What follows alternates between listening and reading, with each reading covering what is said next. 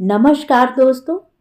कहानियों की श्रृंखला में आज सुनेंगे नरेंद्र कोहली जी की कहानी नमक का कैदी। तो आइए सुनते हैं कहानी नमक का कैदी। इस बात को कई महीने हो गए थे। सदा ऐसा नहीं होता था, ना ही लगातार होता था। किसी किसी समय ऐसा लगता था कि मेरी सांस फूल रही है या मेरी छाती फट रही है। जब कभी मैं जरा सा तेज चलता था, ऐसा हो जाया करता था। तब मैं जहां होता वहीं रुक जाता या फिर बहुत ही धीरे धीरे डग उठाता था।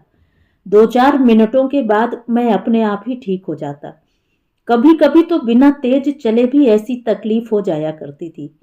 कहीं जाना होता, बस पकड़नी होती, रेलगाड़ी में सवार होना होता, मुझे चिंता सी लग जाती। मेरे पहुंचने से पहले कहीं बस निकल ना जाए, गाड़ी में कहीं बहुत भीड़ ना हो। चिंता मेरे मस्तक से उतरकर छाती में आ जाती। कहीं कहीं सुइयां चुभने लगती, फिर दर्द होने लगता और छाती फटने लगती। दम फूल जाता, जैसे कई मीलों से दौड़ता आया हूं। सांस तक लेने में कठिनाई होने लगती, जैसे फेफड़े खाली भी हों और उनमें सांस समा भी न पाए। मुझे रेलगाड़ी याद हो आती। यार्ड से आप प्लेटफॉर्म पर लगती हुई एकदम खाली गाड़ी, लोगों की भीड़, सब लोग एक साथ भीतर घुसने के प्रयत्न में। छोटे से दरवाजे में फंसे 10-10 आदमी, खाली डिब्बा और फिर भी यात्री भीतर न जा पाए, दरवाजे में ही जम जाएं।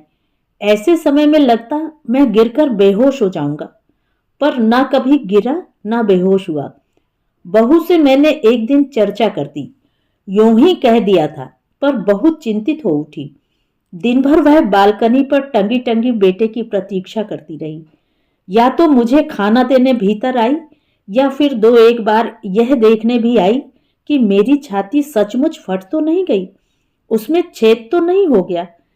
जिस प्रकार फटी फटी आंखें और मुट्ठी में अपनी साड़ी का पल्लू भींचे भींचे वह मुझे देखने के लिए भीतर आती, उससे मुझे लगता था कि वह सोच कर आती है कि भीतर आने पर वह देखेगी कि मेरी छाती फट गई है, उसमें आर पार छेद हो गए हैं, और वह झटपट उन छेदों में अपनी साड़ी का पल्लू ठूंसकर उन्हें बंद कर देगी। पर बेचारी को ऐसा कोई अवसर नहीं मिला। शाम को बेटा घर आया तो बहू ने उसे सीढ़ियों में ही सब कुछ बता दिया। बेटा अपने कमरे में न जाकर मेरे कमरे में आ गया। उसने बड़ी चिंतित मुख मुद्रा में मेरा हाल चाल पूछा। मैंने उसे बता दिया। उसने अपनी नाराजगी जताई कि मैंने उसे पहले क्यों नहीं बताया, और डॉक्टर को बुलाने चला गया। बेटे ने एक नहीं कई डॉक्टरों को बुलाया। डॉक्टरों ने मुझे देखा भाला, ठोका पीटा और कहा कि मुझे कोई बीमारी नहीं है, केवल बुढ़ापे के कारण ही यह सब होता है। बुढ़ापे में आदमी के स्नायु कमजोर हो जाते हैं, इसलिए सोच विचार से, चिंता से या शारीरिक थकावट से ऐसा हो जाता है। बुढ़ापे का कोई इलाज डॉक्टरों के पास है नहीं, इसलिए मेरी बीमारी का भी कोई इलाज उनके पास नहीं था। उन्होंने मुझे सोचने विचारने, चिंता करने और शरीर को थकाने से मना कर दिया। मैंने अकेले में बहुत सोचा। क्या मैं सोचता विचारता हूं? क्या मैं चिंता करता हूं? क्या मैं शरीर को थकाता हूं? सोच सोचकर मेरे सिर में दर्द होने लगा। पर मुझे एक भी ऐसा अवसर याद नहीं आया जब मैंने जानबूझकर सोचा हो या योजना बनाकर कभी चिंता की हो या अपने शरीर को कभी थकाया हो। मैंने तो सदा उसे आराम ही दिया है। बहुत सोचकर मैं इस निष्कर्ष पर पहुंचा कि सोच विचार आ जाता है, चिंता लग जाती है और शरीर अपने आप थक जाता है। मेरे पास भी अपनी बीमारी का कोई इलाज नहीं था।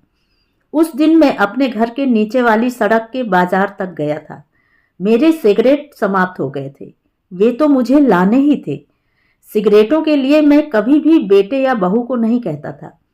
मैं सीढ़ियां उतरकर नीचे आ गया, इधर उधर अच्छी तरह देखकर सड़क पार की और सिगरेटों की दुकान पर जा पहुंचा। सिगरेट वाले ने मुझे देखते ही गोल्ड फ्लैग की 10 डिब्बियां पनामा के डिब्बे में सजाकर दे दी। वह मुझे अच्छी तरह जानता है। इंजीनियर साहब के बाप को यानी मुझको यहाँ के सारे दुकानदार जानते हैं। वह यह भी जानता है कि मैं केवल गोल्ड फ्लैग ही पीता हूँ और वह यह भी जानता है कि मैं उसकी दुकान पर आता हूं तो केवल सिगरेटों के लिए आता हूं, क्योंकि पान मैं नहीं खाता और सिगरेटों के मैं 10 पैकेट लेता हूं। मैंने उसे पैसे दिए और लौट पड़ा। सहसा मुझे लगा मेरी छाती में फिर तकलीफ है और उसी के साथ साथ पहले माथे पर पसीने की हल्की हल्की बूंदें उभरी और फिर मेरा सारा शरीर पसीने से भीग गया। मैं खड़ा का खड़ा रह गया। सोचा अभी मेरी तकलीफ पहले की तरह 2-1 मिनटों में ठीक हो जाएगी, पर ऐसा हुआ नहीं। वह बढ़ती गई, जैसे सिगरेट का कश लेकर मुंह से बाहर फेंका हुआ धुआं समय के साथ फैलता ही जाता है। मैं सड़क के किनारे की एक दुकान की टेक लेकर खड़ा हो गया और फिर वहीं बैठ गया। मुझे इस प्रकार बैठते दुकानदार ने देख लिया था। वह दुकान से नीचे उतर आया। साथ के और 2-3 दुकानदार भी आ गए। वे लोग मुझे उठाकर मेरे घर छोड़ आए। घर पर अकेली बहू थी, बेटा काम पर गया हुआ था। बहू ने मेरी हालत देखी तो एकदम घबरा गई। उसने झटपट पहले डॉक्टर को फोन किया और फिर बेटे के दफ्तर। डॉक्टर 5 मिनटों के भीतर ही आ गया और उसके देखते हुए ही बेटा दफ्तर से आ गया। डॉक्टर ने बेटे को मुझे जल्दी से जल्दी बड़े अस्पताल पहुंचाने के लिए कहा। उसका विचार था कि मुझे दिल का दौरा पड़ा है, किसी भी समय मेरी हृदय गति रुक सकती थी। मेरी छाती फट रही थी और मैं हैरान होकर सोच रहा था, इस बार तकलीफ लंबी जरूर खींची थी, पर यह पहली बार नहीं हुई थी। 2-1 मिनटों के लिए ही होती थी। पहले तो किसी ने इसे हृदय रोग नहीं बताया था, उन्होंने तो इसे मेरा बुढ़ापा ही कहा था। फिर इस बार एक ही तकलीफ के क्या अलग अलग नाम भी हो सकते हैं, या बुढ़ापा और हृदय रोग एक ही बीमारी के 2 नाम हैं। बेटा जिस टैक्सी में दफ्तर से आया था वह अभी नीचे ही खड़ी थी। उसी में डाल वह मुझे बड़े अस्पताल ले गया। मेरा दिल डूब रहा था। धीरे धीरे जैसे मैं बेहोश सा हो रहा था।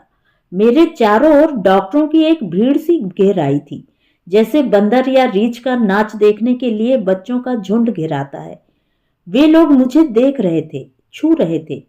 मुझे बहुत से यंत्र लगाए गए, टांगों पर, बाहों पर, छाती पर। और फिर जब मुझे लगा कि अब मेरी छाती फट जाएगी और मैं मर जाऊंगा, तब उन्होंने मुझे एक इंजेक्शन दे दिया। रात को लोग सोने वाले थे तो मैं जागा। देखा डॉक्टर साहब राउंड पर हैं। उन्होंने मुझे बताया मुझे पलंग से नीचे नहीं उतरना होगा, इसीलिए पलंग के चारों ओर जंगला लगा दिया गया है। तकिए के बिना सोना होगा, इसलिए तकिया हटा लिया गया है। मुझे हर समय लेटे रहना है, उठकर बैठना भी मना है। मुझे पूरी तरह आराम करना होगा। खाने के लिए मुझे दूध मिलेगा, मक्खन निकाला हुआ, और कुछ भी नहीं। नमक, घी और सिगरेट बंद। मैं डॉक्टर साहब को देखता रहा। मेरे सामने शीशा नहीं था, पर मैं समझता हूं कि मेरा मुंह अवश्य ही भौचक सा खुला रहा होगा। डॉक्टर साहब ने मेरे चेहरे से कुछ तो समझ ही लिया होगा। तसल्ली देते हुए बोले, भगवान का धन्यवाद करो कि समय पर अस्पताल पहुंच गए। 2-4 मिनट भी देर से आते तो तुम्हें कोई नहीं बचा सकता था। यदि कहीं रिलैप्स हो गया तो बस छुट्टी। डॉक्टर के जाने के बाद मुझे नींद नहीं आई। क्या सुबह ये लोग मुझे बाथरूम तक भी नहीं जाने देंगे? ये लोग चाहते हैं कि मैं यहीं लेटा रहूं। ये लोग मुझे बिस्तर पर ही बेड पैन देंगे। बिस्तर पर बेड पैन, छी छी, कितने गंदे हैं ये लोग। साले कितने साफ बनते हैं और बिस्तर और टॉयलेट में कोई अंतर ही नहीं मानते। 3 दिनों के बाद दूध पीते हुए सहसा मुझे उबकाई आ गई और मैंने सारा दूध उलट दिया। मुझे दिन में 6 बार मक्खन निकाला हुआ दूध दिया जाता था। घर से सेब और संतरे आते थे। मुझे लगा कि मैं अब और मीठा दूध नहीं पी सकता। नमकीन चीज के लिए मन बहुत तरस रहा था। मुझे भूख लगती थी, अतड़ियां कुलबुलाने लगती थी, पर जब नर्स दूध का गिलास लेकर आती तो मेरी भूख मर जाती। दूध दूध, मुझे उबकाई आने लगती। 1 महीने के पश्चात उन्होंने मुझे पलंग से उतरने और टॉयलेट तक चलकर जाने की अनुमति दी। टॉयलेट जाने की मुझे कोई प्रसन्नता नहीं हुई, पर अब मैं घर जाकर कोई नमकीन चीज खा सकूंगा, इस बात की मुझे खुशी थी। मैं पलंग से उतरा तो मेरी टांगें कांप गईं। मैं लड़खड़ाकर फिर से पलंग पर बैठ गया। मैंने अपने शरीर को देखा। मैं पहले से बहुत दुबला हो चुका था। इस दुबले पतले शरीर का बोझ भी मेरी टांगें नहीं उठा पा रही थी। मुझे पता ही नहीं लगा कि मेरे भीतर क्या होता रहा, पर डॉक्टर को अपने सामने पा जैसे मेरे भीतर उबाल आ गया। जी में आया कि डॉक्टर को गर्दन से पकड़कर 3-4 चांटे लगा दूं, पर मेरा शरीर अपने स्थान से हिला तक नहीं। बस जीभ चल पड़ी। तुमने मुझे भूखा रख रख कर इतना दुर्बल कर दिया है कि मैं अपने पैरों पर खड़ा भी नहीं हो सकता। तुम मुझे मारना चाहते हो? डॉक्टर मुझे देखता रह गया। उसका चेहरा वैसा ही निर्विकार रहा। बोला, धीरे धीरे फिर शक्ति आ जाएगी। कुछ दिनों बाद मैं पलंग पकड़ पकड़ कर पग पग चलने लगा। मुझे अपना पोता बहुत याद आता था। वैसे तो मैंने अपने बेटे को भी बैठते खड़ा होते सहारा लेकर डगमगाते हुए चलना सीखते हुए देखा था, पर मेरा पोता अभी पिछले वर्ष ही इस प्रकार चलता था। मैं उसे अपनी अंगुली पकड़ा देता था और वह 2 डग भरकर गिर पड़ता था। मैं और मेरा पोता एक ही स्तर पर आ गए थे। मैं नए सिरे से चलना सीख रहा था। उस दिन मुझे दही और चावल खाने के लिए दिए गए। मुझे लगा मेरे दांत चबाना भूल गए हैं। 2-4 बार चबाने पर ही मेरे जबड़ों में दर्द होने लगता था। एक तो वैसे ही फीके फीके दही चावल मुझे अच्छे नहीं लगे, और फिर यह थकावट। मैंने थाली परे सरका दी, पर दूसरे ही दिन मुझे बहुत तकलीफ हुई। यह तकलीफ पहली बार से बहुत ज्यादा थी। मेरी छाती फटी जा रही थी। मैं पसीने पसीने हो गया था। मेरा दिल डूब रहा था, और अपने चारों ओर खड़े डॉक्टरों की भीड़ में खड़े मैंने अपने बेटे और बहू को पहचाना था। वे दोनों चुपचाप रो रहे थे, और मेरा पोता बेटे की गोद में हैरानी से कभी माँ को, कभी बाप को और कभी मुझे देख रहा था। डॉक्टर ने कहा था कि कोई बदपरहेजी हो गई थी, इसलिए मुझे फिर से मक्खन निकाला हुआ दूध दिया जाने लगा। मुझसे बैठा भी नहीं जाता था। दवा पीने भर में मैं हांफने लगता था। मैंने डॉक्टर को बहुत धीरे से और काफी मैत्रीपूर्ण ढंग से सलाह दी, डॉक्टर, कोई दवा देकर मार डालो। ऐसे भूखे क्यों मारते हो? डॉक्टर हंस पड़ा। बोला, हम आपका ठीक इलाज कर रहे हैं। आपको जानबूझकर दुर्बल किया जा रहा है। हम आपके शरीर की चर्बी गला रहे हैं। उस दिन शाम को बेटा मुझे देखने के लिए आया तो मैंने उससे कहा, मुझे घर ले चलो। डॉक्टर अभी नहीं मानते, बेटे ने कहा। ना माने? मैं बोला, फिर भी मुझे ले चलो, यहाँ आपका इलाज हो रहा है। वह बोला, ये लोग धीरे धीरे मुझे मार रहे हैं। मैंने भेद भरे स्वर में उसे बताया, ये लोग मेरी चर्बी गला रहे हैं, फिर मेरी हड्डियां गलाएंगे। ये लोग मुझे जीवित घर जाने नहीं देंगे। तुम अब रोज अस्पताल मत आया करो। इनसे पूछ आओ कि मेरा शरीर लेने के लिए तुम्हें कब आना चाहिए। बेटा रो पड़ा। उसने मेरा हाथ अपने हाथ में ले लिया। पिताजी, आप ऐसी बातें ना सोचें। उसने कहा, आप ठीक हो जाएंगे। यहाँ आपका ठीक इलाज हो रहा है। और फिर देखिए ना, उसने मुझे समझाया, यदि उनकी इच्छा के विरुद्ध मैं आपको ले गया और आपको फिर कभी कोई तकलीफ हुई तो वे लोग आपको फिर से एडमिट नहीं करेंगे। यहाँ एक ही तो ऐसा अस्पताल है। छोटे शहरों में बड़ी तंगी है। बेटा चला गया। मैंने बहुत सोचा, पर मुझे यही लगा कि बेटा मेरी बात नहीं मानेगा। वह मुझसे बहुत प्यार करता है। वह मुझे बचाकर संभाल कर रखना पसंद करेगा, जैसे मैंने अपने परदादा की घड़ी एक डिब्बे में संभाल कर गोदरेज अलमारी की सेफ में रखी हुई थी। वह घड़ी चलती नहीं थी, बस पड़ी थी। डॉक्टर आया तो मेरे भीतर से जैसे कोई और बोला, डॉक्टर, मुझे कुछ खाने को दो। अपने भीतर के इस व्यक्ति को मैं नहीं पहचानता था। वह बहुत दीन था। अपनी माँ से चॉकलेट मांगते हुए भी मेरा पोता इतना दीन नहीं होता था। फिर मैं तो इतने का हो चुका था। क्या खाएंगे आप? डॉक्टर ने पूछा। डॉक्टर, दूध पीते पीते मैं तंग आ गया हूं। यह मैं बोला, पर उसके बाद मेरे भीतर का वही अपरिचित बोला, डॉक्टर मुझे दे दो कोई नमकीन चीज। अच्छा, एक चम्मच नमक ही दे दो। उस अपरिचित के मुंह में नमक के नाम पर ही पानी आ गया था। नमक आपके लिए विष है। डॉक्टर ने कहा, आपको नमक नहीं दिया जा सकता। आपको ब्रेड का एक सादा स्लाइस और उबली हुई बिना नमक की सब्जी मिल जाएगी। उबला हुआ पपीता और उबले हुए बीन्स मुझसे 2 दिन भी नहीं खाए गए। पपीता भी भला कोई सब्जी है और बीन्स उबले हुए बिना नमक के? हद तेरी। शाम को बेटा आया तो मैं बरस पड़ा। तुम मुझे घर ले जाना नहीं चाहते, अस्पताल में ही मरा हुआ देखना चाहते हो। मुझे कुछ खाने को नहीं देते, तरसा तरसा कर मारना चाहते हो। ऐसे मर गया तो खाने के लिए प्रेत बनूंगा मैं, प्रेत। बेटा चुपचाप मुझे देखता रहा, कुछ भी नहीं बोला। और जब मैं बोल बोलकर शांत हो गया, वह मुझे दफ्तर के बारे में बताने लगा। बेटे के जाने के बाद मेरे भीतर बहुत हलचल रही। मुझे किसी नाटक का रिहर्सल याद आ रहा था, जिसमें बहुत शोर शराबा होता है, डांट डपट होती है और विशेष प्रकार का ठीक ठीक अभिनय करने का बार बार प्रयत्न होता है। डॉक्टर के आने पर फिर मेरे भीतर का अजनबी जागा। उसने हाथ जोड़ दिए और बहुत विनीत स्वर में बोला, डॉक्टर साहब मुझ पर दया कीजिए। डॉक्टर ने बहुत आश्चर्य से मेरी ओर देखा। मैंने आज तक उससे इस प्रकार बात नहीं की थी। क्या चाहिए आपको? उसने पूछा।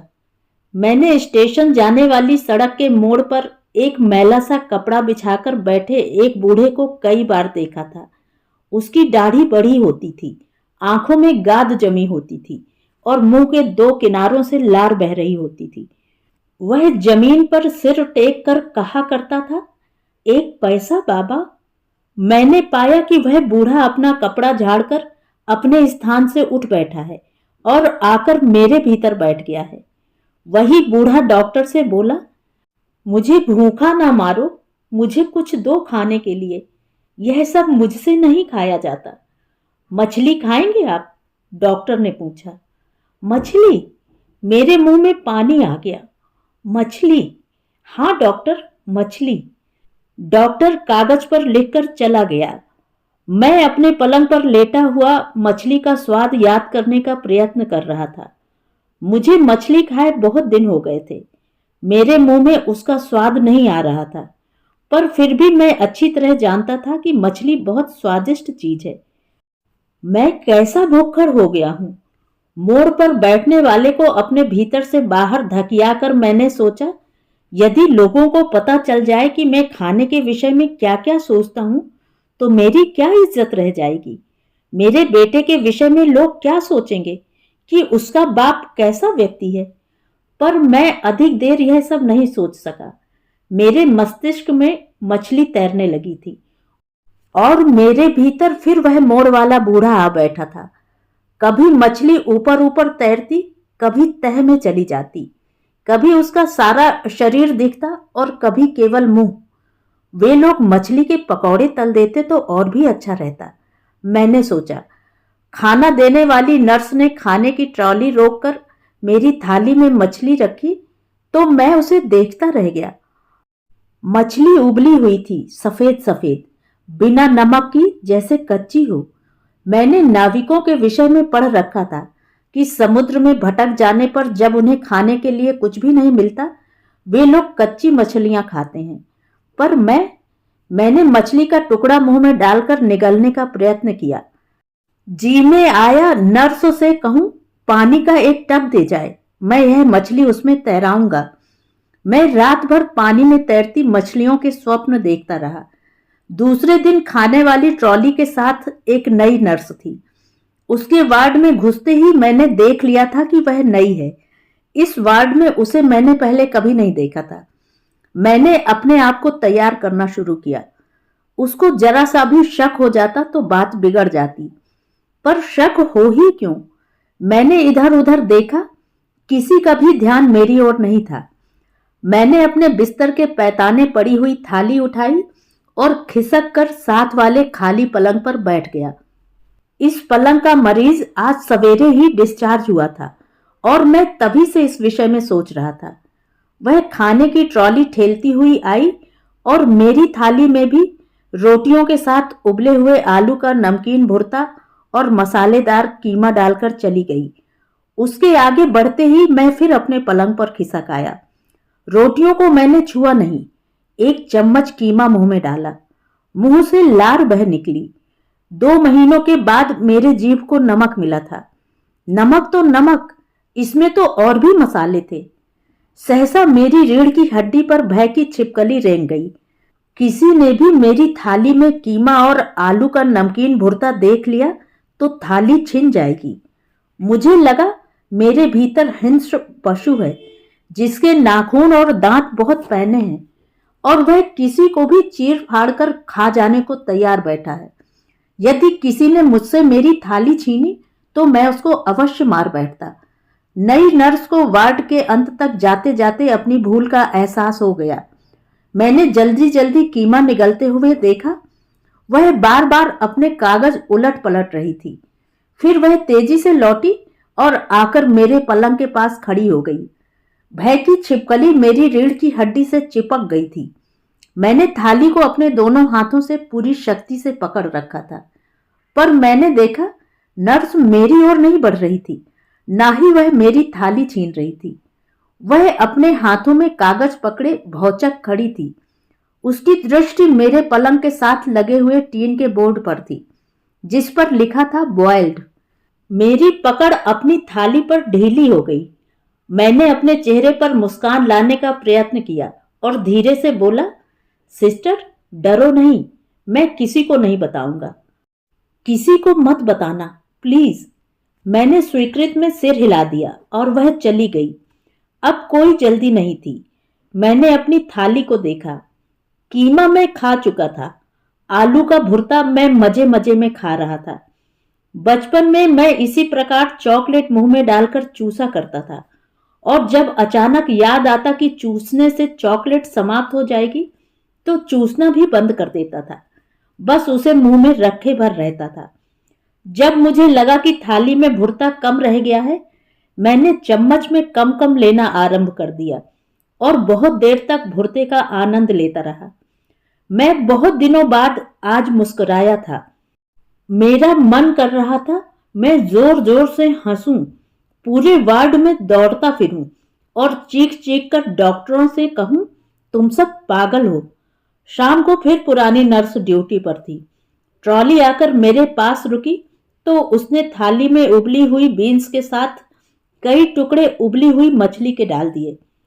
सिस्टर प्लीज, मैंने कहा। मुझे लगा मेरे भीतर आ बैठने वाला अजनबी अब मेरे साथ एकाकार हो गया है। मैं अब उसे स्वयं से अलग नहीं कर पाता था। क्या है? नर्स ने पूछा। सिस्टर थोड़ा सा कीमा। मैं घिघियाया मुंह का टेस्ट बदलने के लिए। ओह नो, उसने ट्रॉली आगे ठेली। Not for you. मैंने बड़ी कठिनाई से स्वयं की थाली को उसके सिर पर पटक देने से रोका। मेरे बाईं ओर वाले पलंग पर भी एक मरीज आ गया था और दाईं ओर के पलंग वाले मरीज से भी मैंने काफी जान पहचान कर ली थी और मेरा मस्तिष्क सुबह से एक योजना पर काम कर रहा था। नर्स खाना देकर चली गई। इतनी सारी चीजें, मैंने कहा। मैंने देखा बाईं ओर वाले मरीज ने मेरी बात सुन ली थी और मेरी थाली की ओर देख रहा था। आप मछली खाएंगे? मैंने मुस्कुराकर बड़ी आत्मीयता से पूछा। उसने कुछ नहीं कहा। सोचता रहा कि क्या कहे। मैंने अपने पलंग से उठकर मछली के 3-4 टुकड़े उसकी थाली में डाल दिए। उसने मुझे बहुत मना किया, पर मैं नहीं माना। यह आपने ठीक नहीं किया। वह बोला, अब आप क्या खाएंगे? मेरे पास काफी है, मैंने कहा। वह नहीं माना और उसने जबरदस्ती अपनी गोभी की सब्जी मेरी थाली में डाल दी। हल्दी में रंगी पीली पीली नमक मिर्च वाली गोभी मेरी थाली में पड़ी थी। मैंने पहले जीभ अपने होठों पर फेरी और फिर मुंह में आया पानी गटक गया। जी में आया अपने पलंग से उतरकर अपने पड़ोसी मरीज के पैर पकड़ लूं और कहूं कि वह रोज इसी प्रकार अपनी थोड़ी सी सब्जी मुझे दे दिया करे। उसी शाम बेटा मुझे घर ले आया। घर आकर उसने मुझे बताया कि डॉक्टर कई दिनों से मुझे डिस्चार्ज करने की सोच रहे थे, पर उसने मुझे बताया नहीं था कि कहीं मैं और जल्दी ना मचाऊं। मैं घर आकर बहुत प्रसन्न था। हर घड़ी की चिकचिक समाप्त हुई। अस्पताल में तो दवा पीकर या खाना खाकर 1 मिनट के लिए भी बिस्तर पर बैठा नजर आ जाऊं तो वार्ड के कोने से सिस्टर इंचार्ज की आवाज आती थी, लेट जाइए। और फिर खाना सिगरेट को भी जी तरस कर रह गया था। घर पर भी जब मेरे सामने बिना नमक मिर्च की उबली हुई सब्जियां आई तो मुझे गुस्सा आ गया। मैंने प्लेट उठाकर पटक दी। प्लेट खनन करती हुई टुकड़ों में बट गई और सब्जियां सारे कमरे में बिखर गईं। मैंने देखा बहू अपना बायां पैर बार बार दबा रही थी। शायद उसे टूटी हुई प्लेट का टुकड़ा लग गया था, पर मुझे एकदम दया नहीं आई। मैं इतने गुस्से में था कि यदि वह मेरी बहू न होती, कोई और होता तो मैं टूटी प्लेट के टुकड़े या और जो कुछ मेरे हाथ में आता उसे उठा उठा कर मारता। यही सब खिलाना था तो घर क्यों लाए, मैंने कहा और उसी प्रकार फुफकारता हुआ गुस्से में लेट गया। बहू ने कुछ नहीं कहा। वह जाकर बेटे को बुला लाई। बेटे को देखते ही मैं उठ बैठा। बेटा मेरी ओर देखता रहा। उसने कुछ कहा नहीं। मैंने ही कहा, भूखे रहकर जीने से मैं खा पी कर मरना अच्छा समझता हूं। पिताजी, आप हमारी मजबूरी समझिए। अंत में बेटे ने कहा। उसकी आंखों में आंसू थे। हम अपने हाथों से आपको विष नहीं दे सकते। वे दोनों कमरे से चले गए। मुझे कुछ कहने का अवसर उन्होंने नहीं दिया। मैं भन्नाता हुआ लेट गया। नौकरानी आकर कमरा साफ कर गई और बहुत दोबारा मेरा खाना लाई। इस बार वही सब्जियां स्टील की थाली में लाई ताकि मैं बर्तन न तोड़ सकूं। मैं तभी समझ गया बेटा और बहू अपनी जगह पर पक्के हैं। वे मुझे नमक नहीं देंगे। डांट डपट या क्रोध से काम नहीं चलेगा दोस्त। मैंने अपने आप को समझाया, बुद्धि से काम लो। दूसरे दिन बेटा दफ्तर चला गया और बहू अपने कमरे में कुछ पढ़ने लगी, तो मैंने खेलने के बहाने अपने पोते को बुला लिया। जितने दिन मैं अस्पताल में रहा था, पोता मुझसे मिला नहीं था। लगता था मेरी बीमारी की चिंता में बेटे और बहू ने पोते का एकदम ध्यान नहीं रखा था। वह बड़ी ललक से मेरे पास आया। चॉकलेट कौन खाएगा, मैंने उसे गोद में लेकर पूछा। बबलू, उसने कहा। तो पहले बबलू बेटा रसोई से थोड़ा नमक लाए। मैंने उसे गोद से उतारकर फर्श पर खड़ा कर दिया। मुझे आशंका थी कि 3 वर्ष का बबलू नमक कैसे लाएगा, फिर भी प्रयत्न करने में क्या हर्ज है। मैं बबलू की प्रतीक्षा करता रहा। बबलू आया तो उसकी मुट्ठी में चुटकी भर नमक था। मैंने बड़े यत्न से सारा नमक उससे ले लिया। उसकी नन्ही हथेली को जीभ से चाट लिया, फिर नमक अंगुली अंगुली चाटा और शेष अखबार के टुकड़े में लपेटकर अपने तकिए के नीचे रख लिया। बबलू नमक कहां से लाया, मैंने पूछा। मीना ने दिया, उसने कहा। मीना हमारी नौकरानी है। यह तरीका फिर भी काम कर सकता है। मैं सोच रहा था यदि मैं मीना को ही ₹1-2 दे दिया करूं तो वह मुझे नमकीन चीजें दे सकती है। शायद वह मुझे सिगरेट भी ला दे। सिगरेट, चॉकलेट, बबलू अपनी मांग कर रहा था। पापा शाम को बाजार से ला देंगे। मैंने उसे कमरे से बाहर कर दिया। मेरे दिमाग में सिगरेट का धुआं था। बबलू बुरा सा मुंह बनाकर चला गया। उसे मुझसे इस धोखे की आशा नहीं थी। सिगरेट, मैं सोच रहा था जिस दिन मुझे अस्पताल ले जाया गया था उस दिन मैं गोल्ड फ्लैग के 10 पैकेट लाया था।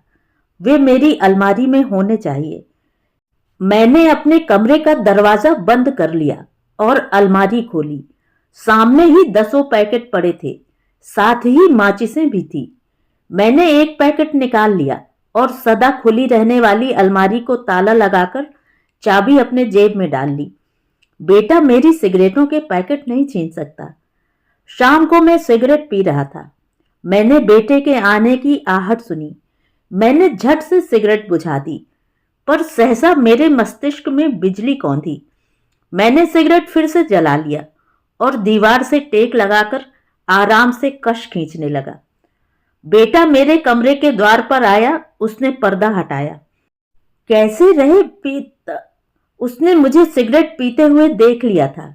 वह झपट कर आया और उसने मेरे हाथ से सिगरेट छीन लिया। आपको सिगरेट कहां से मिले? उसने पूछा। मुझे अधिक प्रयत्न नहीं करना पड़ा, बड़ी सुविधा से मैं कह गया, बहू ने मंगवा दिए थे। अब झूठ बोलने में मुझे कठिनाई नहीं होती थी, काफी अभ्यास कर लिया था। बेटा मेरे कमरे में रुका नहीं, वह अपने कमरे में चला गया। मैं अपने कमरे में बैठा बेटे और बहू की लड़ाई सुनता रहा। बेटा जोर जोर से चीख रहा था।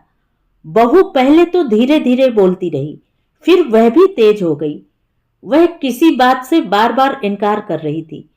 फिर मुझे लगा जैसे बेटे ने बहू को चांटा मार दिया हो। चीखना बंद हो गया, लड़ाई थम गई। मैं अपनी चारपाई पर लेटा लेटा मुस्कुराया। मैं बहू को बहुत अच्छी तरह जानता हूं। कल से मुझे नमकीन सब्जियां भी मिलेंगी और सिगरेट भी। मेरा बेटा एकदम उल्लू है, मैंने मन ही मन कहा। तो ये थी कहानी। कहानी आपको कैसी लगी? कमेंट करके ज़रूर बताएं।